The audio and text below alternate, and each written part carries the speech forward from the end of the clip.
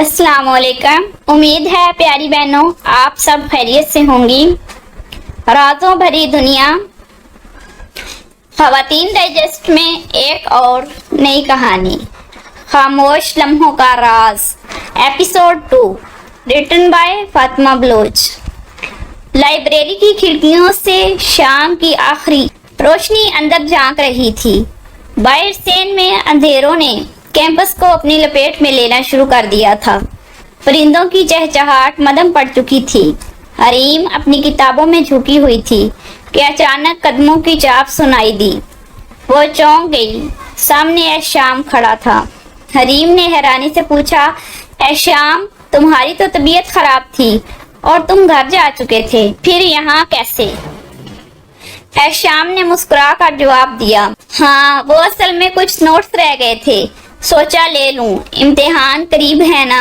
थी उसके लहजे में बज़ाहिर नरमी थी, लेकिन उसकी आंखों की चमक हरीम के दिल में एक अनजान सा खदशा जगा गई। ऐशाम आहिस्ता कदमों के साथ आगे बढ़ते हुए उसके करीब आ रहा था।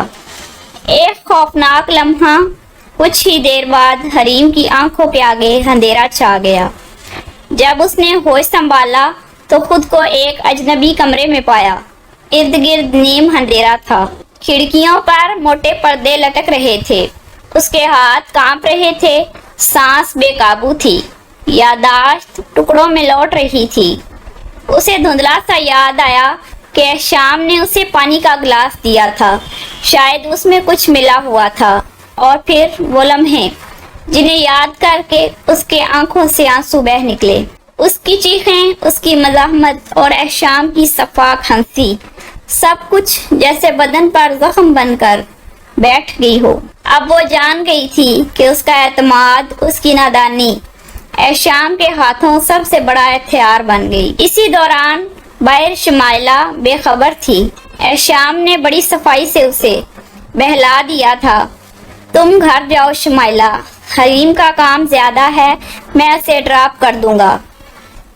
शमाइला मुतमिन होकर चली गई और हरीम तन्हा रह गई। रात गए, हरीम भारी कदमों के साथ अपने घर के करीब पहुंची। उसका दिल जोर जोर से धड़क रहा था, जैसे सब कुछ उसके चेहरे पर लिखा हो। उसने कमरे में कदम रखा ही चच्ची ने घूर कर पूछा, हरीम क्या बात है, तुम्हारी हालत अजीब क्यों लग रही है? हरीम गहरी खामोशी में डूब गई और थोड़ी देर बाद हिम्मत करके बोली, मैं सीढ़ियों से गिर गई थी। हरीम गहरी खामोशी में डूब गई, लेकिन उसकी जुबान और चेहरा उसका साथ नहीं दे रहा था। चच्ची ने तेज लहजे में कहा, देखो, अगर कुछ और हुआ है तो अभी बता दो, बाद में अगर जरा भी बदनामी हुई तो देखना, मैं तुम्हें कभी माफ नहीं करूंगी। हरीम ने कांपते दिल के साथ अपनी बात पर इसरार किया। हरीम ने जल्दी से कहा, नहीं चच्ची, ऐसी कोई बात नहीं, मैं सच में सीढ़ियों से ही गिरी हूँ। हरीम ने कांपते दिल के साथ अपनी बात को दोहराया और खामोश हो गई। ऐशाम ने उसकी कमजोरी को अपना हथियार बना लिया। वो उसे ब्लैकमेल करता रहा, अगर जुबान खोली तो सबको बता दूंगा। इस धमकी के आगे हरीम खामोश रह गई, लेकिन ये खामोशी उसकी जिंदगी का सबसे बड़ा अजाब बन गई। हरीम रोज उसके जाल में फंसती। वो चीखती, रोती, कोई उसको सुनने वाला नहीं था। उसका दुख सिर्फ उसका अपना नहीं था। कुछ माह गुजरे। एक दिन हरीम को अंदाजा हुआ कि वो माँ बनने वाली है। ये खबर उसके लिए क़यामत थी। अब वो ज्यादा देर तक ये हकीकत छुपा ना सकती थी। एक दिन जब हरीम कॉलेज से घर आई तो उसकी हालत कुछ अजीब सी थी। खाने की मेज पर बैठते ही अचानक उसके चेहरे का रंग उड़ गया, तबीयत बोझल हो गई और हाथ कांपने लगे। चची ने फौरन चौंक कर कहा, हरीम, ये क्या हालत बना रखी है? हरीम कुछ कह ना सकी, उसका सर झुक गया। चची ने सख्ती से कहा, चलो मेरे साथ हॉस्पिटल। हरीम के दिल में खौफ की लहर दौड़ गई। उसका जी चाह रहा था जमीन फट जाए और वो उसमें समा जाए, मगर हालात के सामने बेबस थी। अस्पताल के कमरे में जब लेडी डॉक्टर ने चेकअप के बाद कहा, आप प्रेग्नेंट हैं, ये अल्फाज सुनकर हरीम के कानों में शोर गूंजने लगा, जैसे किसी ने उसकी दुनिया उजाड़ दी हो। उसके आंसू पलकों से बह निकले। चच्ची वहीं कुर्सी पर बैठ गई। उसके चेहरे पर पहले खामोशी छा गई, लेकिन आंखों में दहकते हुए अंगारे थे। उसके होंठों पर तल्ख मुस्कुराहट आई, जो आने वाले तूफान की खबर दे रही थी। डॉक्टर ने आगे बढ़कर कहा, देखिए, अभी आपको एहतियात की जरूरत है, ज्यादा टेंशन ना लें। लेकिन चच्ची ने कोई जवाब ना दिया। वो चुपचाप खड़ी हो गई। हरीम जान गई थी कि उस खामोशी के पीछे एक तूफान छुपा है, जो घर पहुंचकर जरूर फटने वाला है। घर पहुंचते ही चच्ची ने दरवाजा जोर से बंद किया। हरीम, ये सब क्या है? वो चीखी। किसकी औलाद लिए फिर रही हो? किस मुंह से इस घर में कदम रखा है? हरीम के लब कँपाने लगे। चच्ची, मेरा यकीन करें, मैं कसूरवार नहीं हूँ। मेरे साथ जुल्म हुआ है। जब चच्ची ने उसके मुंह पर एक जोरदार थप्पड़ मार दिया। हमारी इज्जत का जनाजा निकाल दिया है तुमने। अब कौन अपने बेटे को लाएगा तुम्हारे लिए?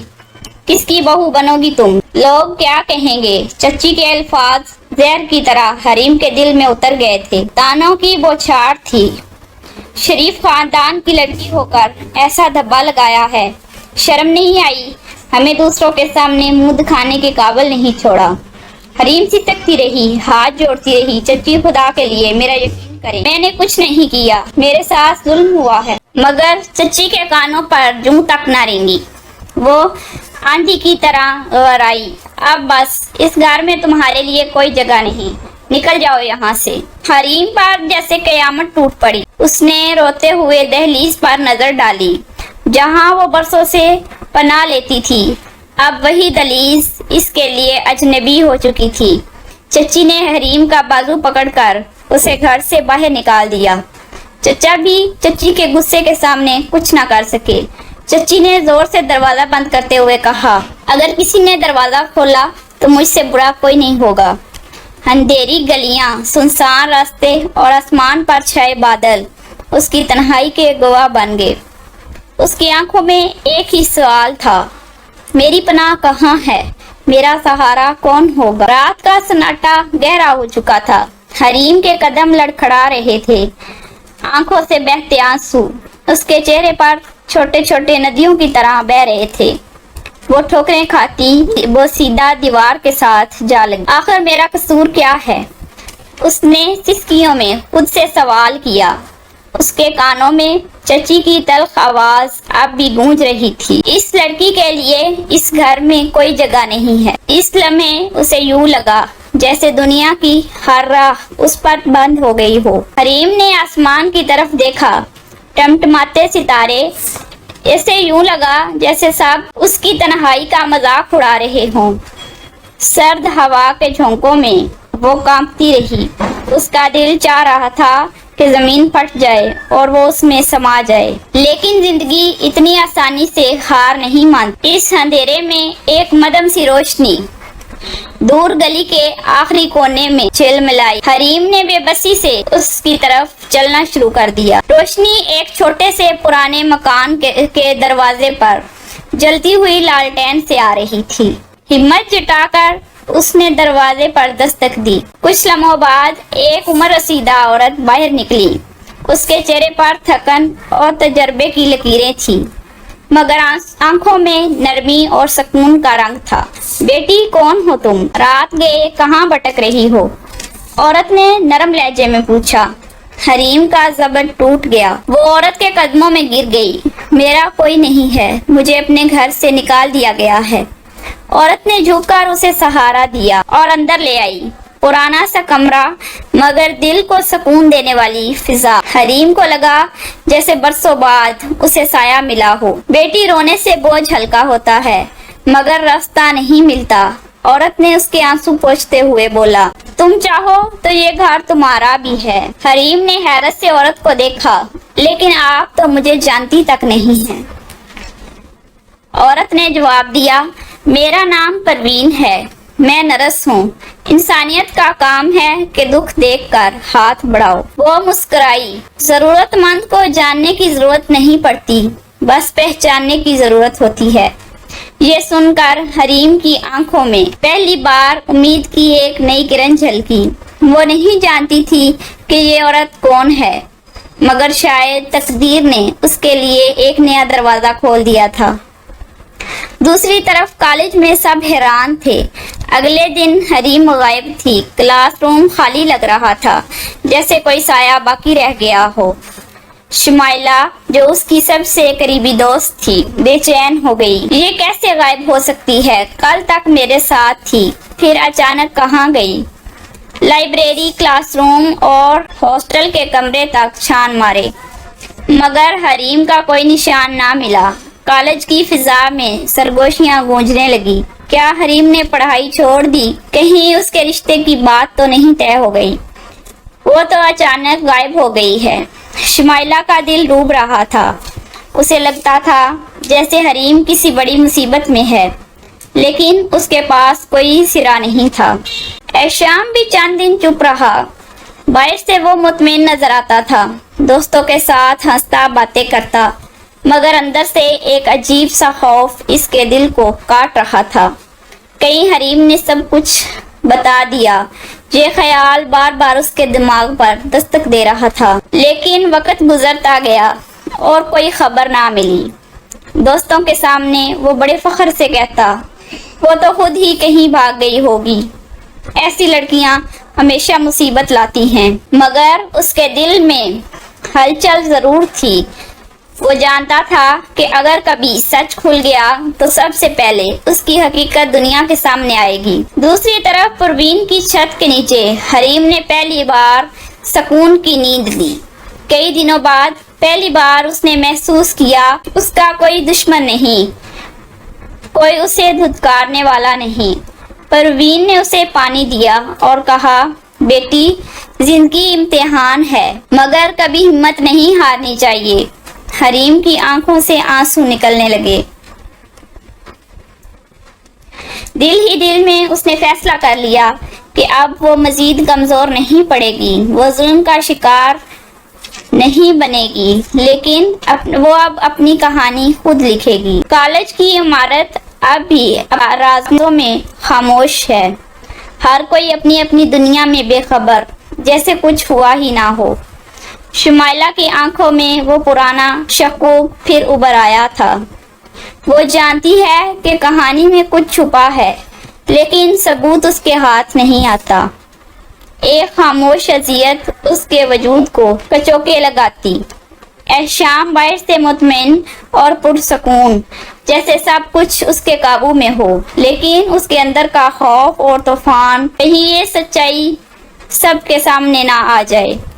اس کی مسکراہٹ مصنوعی ہے، اس کا دل دھڑکنوں سے کے شکنجے میں جکڑا ہوا تھا۔ کہانی کا اختتام ایک کھلے سوال کے ساتھ ہوتا ہے، کیا حریم اپنے راستے کو روشنی میں بدل پائے گی؟ کیا احشام کا راز ہمیشہ کے لیے دب جائے گا؟ اور کیا شمائلہ کا شک کبھی حقیقت کا روپ دھارے گا؟ اگلی قسط کا انتظار کریں اور ویڈیو کو لائک، شیئر اور سبسکرائب ضرور کریں۔